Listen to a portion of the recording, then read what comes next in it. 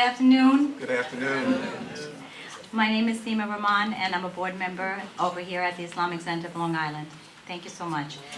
It's my privilege and honor to introduce our keynote speaker today for today's program. This local personality was raised in Lakeview, Long Island. He obtained his BA from SUNY Albany and his law degree from Northeastern University. He's a prominent member of the New York and New Jersey Bar Associations, National Employment Lawyers Association, Association of Trial Lawyers of America, the Nassau County Bar Association, as well as various other local and regional bar associations. He is a respected lawyer with a distinguished legal career in civil rights litigation. But even more impressive is his community advocacy on issues of affordable housing, employment, civil rights, and especially voting rights. He has challenged discriminatory practices throughout Long Island. His generous spirit has given back to the community by providing pro bono services to many community groups and organizations. His hard work and dedication has been recognized by the Long Island press by naming him 3 times as one of the top 50 most powerful people on Long Island. Everyone, please give a very warm welcome to Mr. Fredrick Brewington.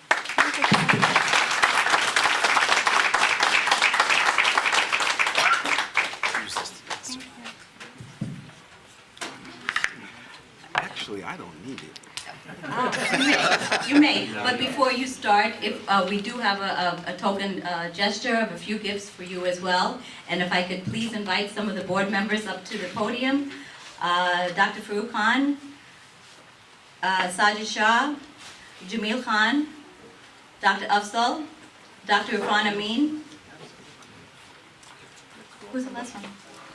Who's the last one? Oh, Dr. Zaman.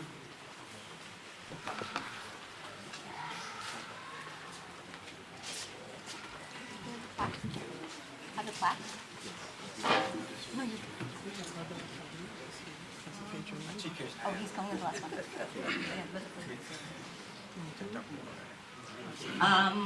I'm just going to read the certificate. For your devoted service to humanity as you fight for those whose voices would not have been heard. For your commitment to social activism within Westbury and the greater Long Island community. And for your dedication to the goals and ideals of the Islamic Center of Long Island. And just a quote from the Quran, it says, "Indeed, Allah is with those who are of service to others." Thank you so much.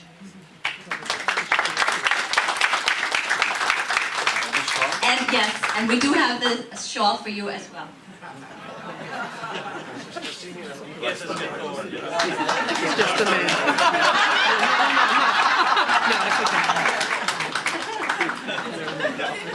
Now, good and covered.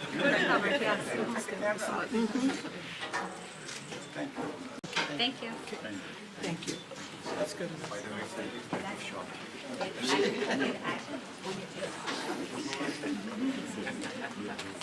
Oh, thank you.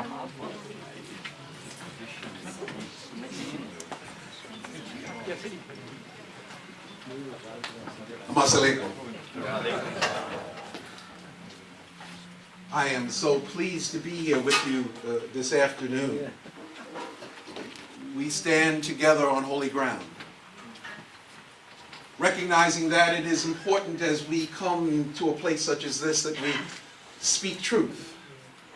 So I've come to not only be a part of a program, but to hopefully bring to us in this room some truths that we should share as we go forward on this sojourn that we call life.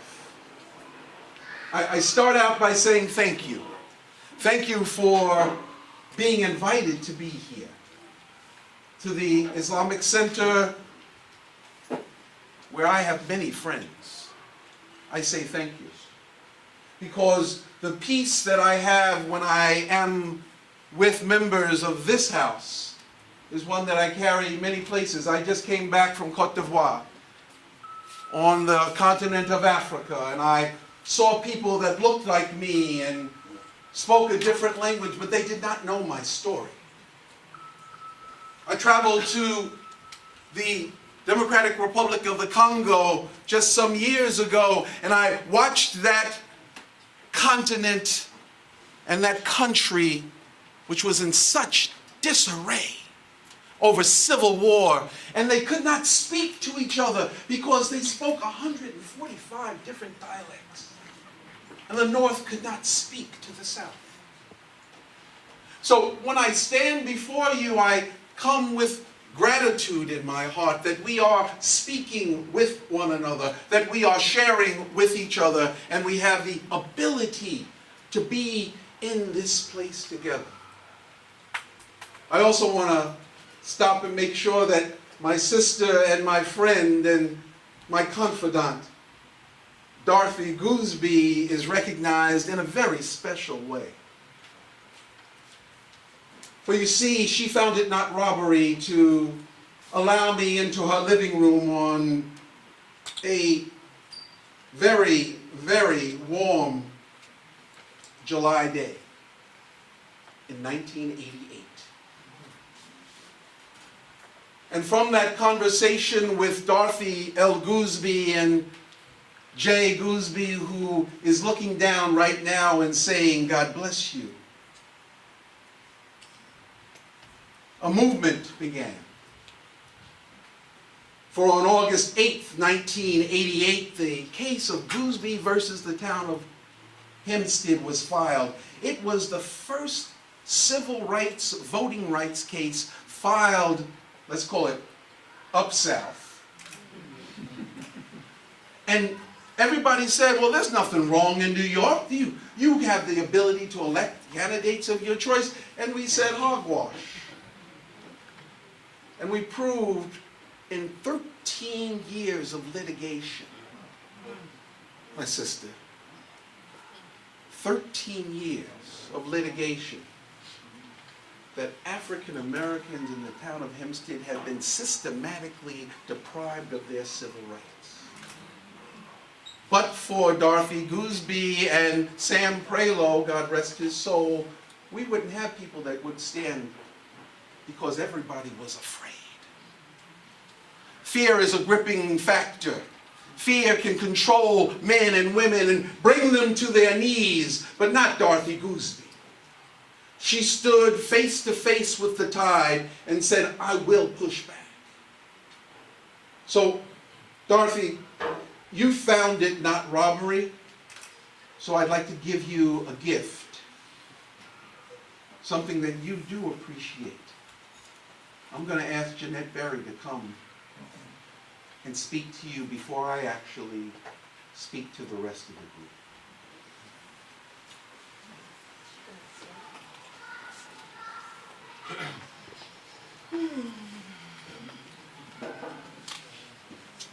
I stand on the shoulders of many, and many of those women are in this room today. Thank you, thank you, thank you, thank you.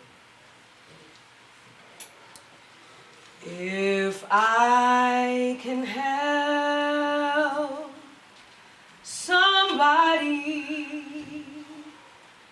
as I pass along, if I can cheer somebody with a word or a song, if I can show somebody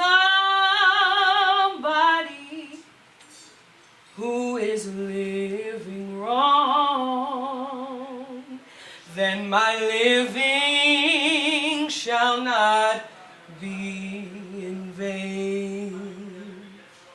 Then my living shall not be in vain. Then my living shall not be in vain. If I can help somebody as I sing this song, then my living shall not be in vain. If I can do my duty as a Christian, ought, if I can spread love's beauty to a world uproar, if I can show God's message like the Master taught,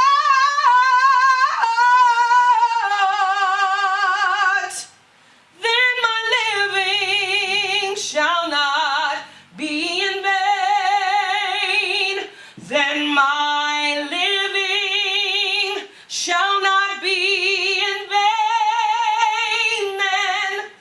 Then my living shall not be in vain.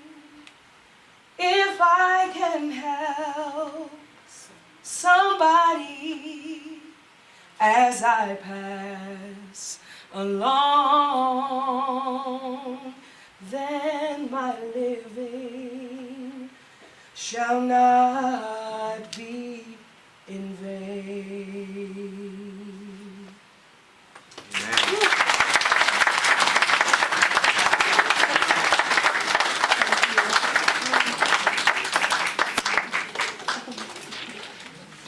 Jeanette Berry had a long way to come. She just lives 3 blocks away.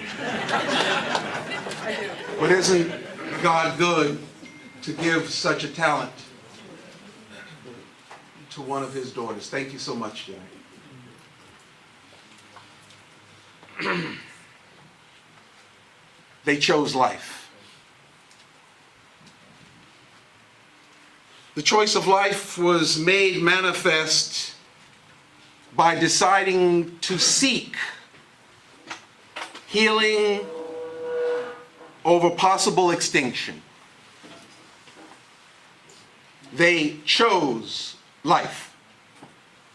So I see members of my Long Island church family here from the Westbury United Methodist Church. I tell you that there were those who felt that they would choose death, that they would choose a defeat, that they would choose not to push back.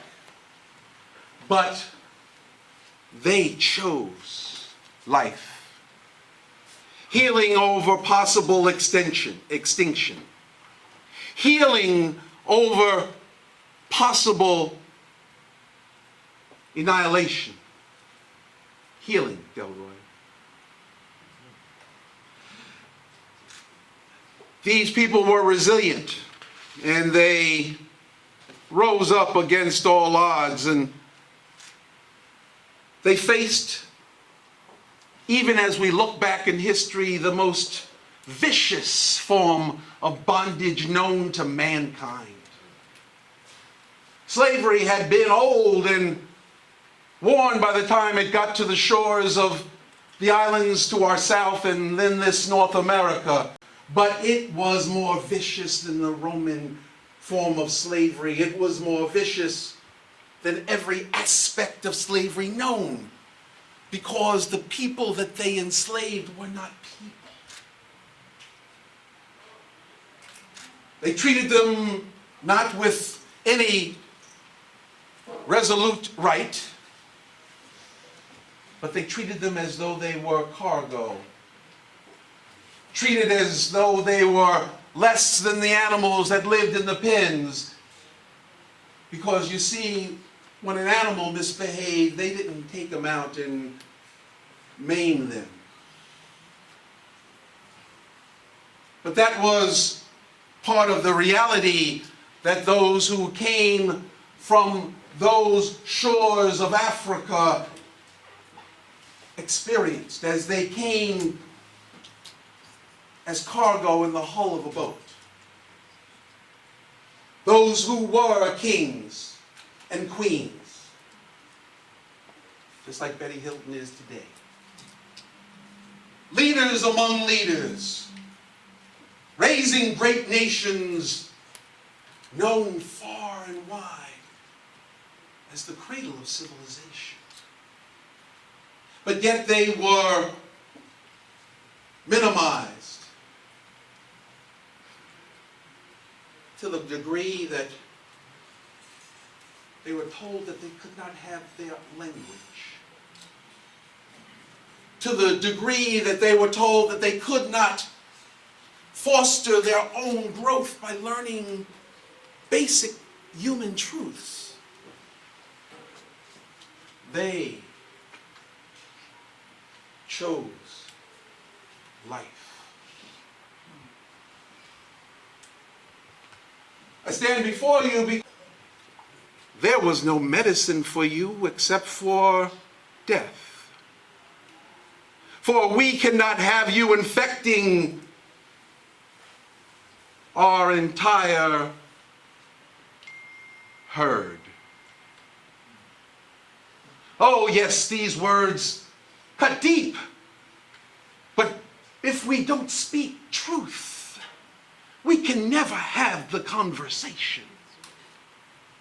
And it is a conversation that has been for so long deferred. It is a conversation that for so long has been considered to be verboten, forbidden, taboo. And why? Because it is a painful conversation, Dr. Hilton, or Dr. Hilton's.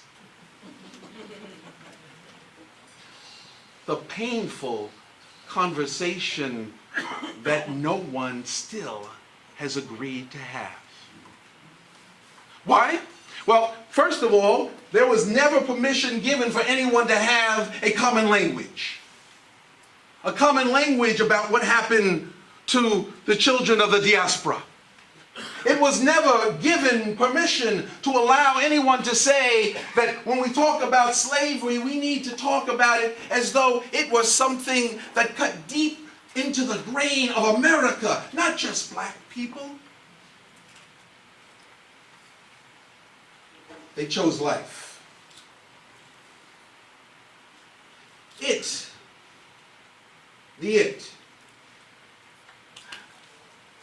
The undescribable it, continues to be a plague around our neck as we hear words that describe people that look like us as coming from countries that, well, you know, I'm not going to say it in here. But for that to be okay, and not for every person in this room to be outraged because we have been desensitized by the ignorance that runs us from day to day, is a travesty in itself. We must speak truth when we have the opportunity to do that. We must not allow the diminishment of who we are and what we are about to be commonplace. It is not all right to talk about the Holocaust never having existed. And the Jewish community has a saying that is never forget. Right. But we would have those who are amongst us and in government saying, let's just get over it. Get over it, my foot. Let me tell you a couple of things, and I'm not going to keep you long. But this healing over possible extinction existed in the face of being ripped from your village and family and the life you knew. This healing over possible extinction remained while you were stripped of your humanity and chained and shipped as cargo. This healing over possible extinction filled the hearts while hate-fueled whips were being swung and flesh was ripped from the body. I wanted to make sure that we knew what we were talking about. And I want you to see a proud African American, because by this time this man was here in America. And when we talk about viciousness, we need to look at his flesh having been torn from his body, the whip lines that are on there, and yet he stands tall and erect, naked to the world, but not to his God. And why do I show you this? So that we never forget. Because a picture is worth 1,000 words. Or so the writer says. So, I want you to know, though, that for those that did push back and that decided to choose life, there was no easy road. They were the ones that were separated. They were the ones that were taken out. They were the ones that were killed. And it just wasn't men. It was women too.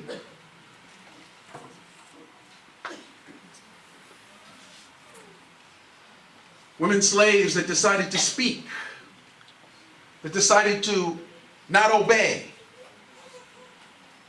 to not to sit when you're told to sit, and not to give of themselves when it was sought to be taken, were hung. We have a wonderful word for it now. We refer to it as lynching. So we don't have to say hung by the neck until you die. But this is part of the conversation that people refuse to have. Because if we allow such a discussion, we may have to open up all types of wounds and sores, ones that never healed in some places, and others that were never remembered in other places. The truth is that we are America. Black and white and yellow, red, we are, and brown. We are Christian. We are Muslim. We are Sikh. We are God's people. Nobody put us on this earth, even though we were transported from our place of origin. And some folks that claim that we should just be happy. Oh, you heard it too?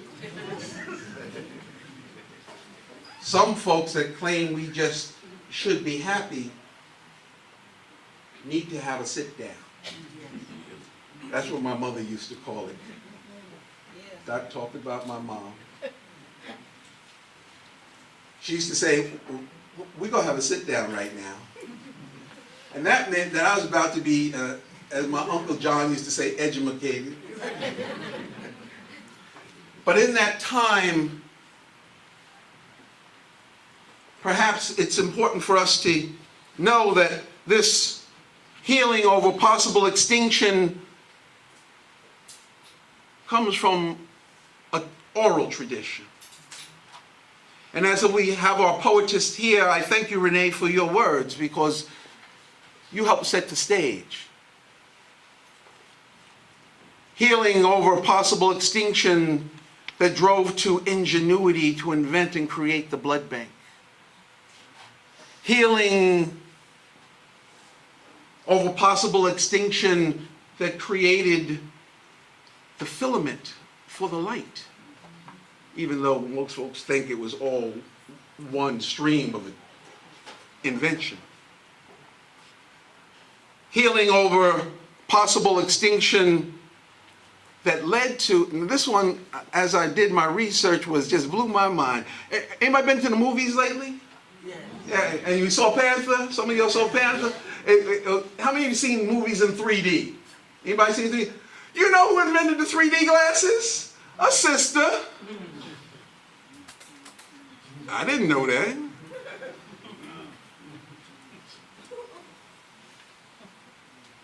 But the free bird thinks of another breeze. And the trade winds soft through the sighing trees, and the fat worms waiting on a dawn bright lawn and he names the sky his own. But a caged bird stands on the grave of dreams. His shadow shouts on a nightmare scream. His wings are clipped and his feet are tied, so he opens his throat to sing. The caged bird sings with a fearful trill of things unknown but longed for still. And his time is heard on the distant hill, for the caged bird sings of freedom. Freedom is the word. And if it doesn't send chills down your spine just to think of the people that came and gave their lives, and they didn't want much, they wanted freedom. Yes, Langston Hughes had it best, a dream deferred. Yes. But where does that leave us as we heard those words from Maya Angelou? Perhaps she can tell us. Now, if you listen closely, I'll tell you what I know. Storm clouds are gathering, the wind is gonna blow. The race of man is suffering, and I can hear the moan, cause nobody, but nobody can make it out here alone. We need folks to work with. And let me just say, the struggle that continues is not singular. This thing that we have here in America is so complicated that we have the crossover of race mixed in with economics, that mixes in with class, and then people want to say, well, you're on the same economic level, you must be okay. I still stand in a supermarket right now, and people step in front of me like I'm not there. And if you haven't experienced that and you don't know what damage it does to your soul, the conversation has to happen. And people say, well, those brothers over there, they're young and they're angry. We need to calm them down. No, we don't. We need to give them the education they need to turn that energy and that anger into a volume that can't be turned down. The reality is, folks are angry and they don't know why. Because they didn't get it in high school when they were in Queens. And I'll tell you what, there are very few schools right now here on Long Island that can tell any of our young white brothers and sisters, no less our African American, Hispanic, and other brown folks, the history that led us to where we are right now. That is a crime.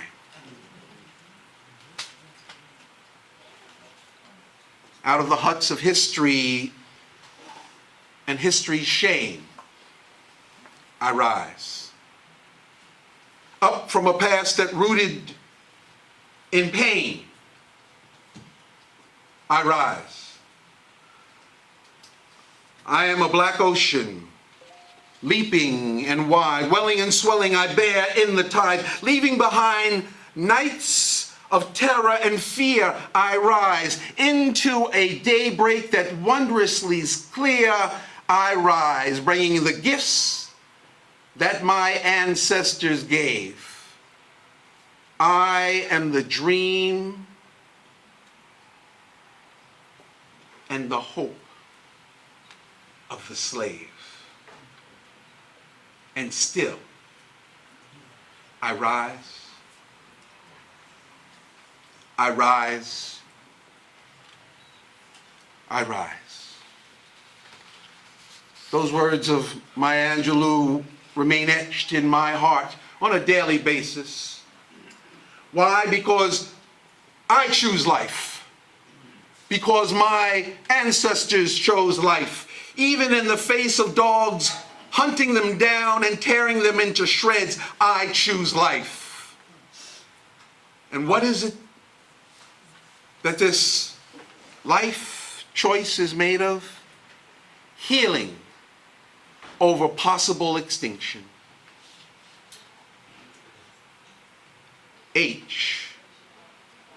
HOPE.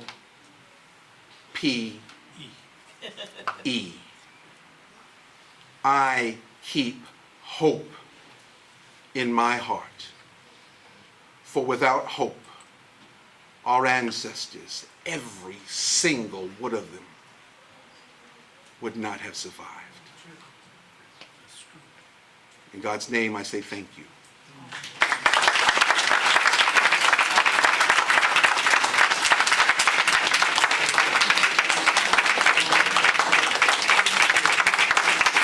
Thank you.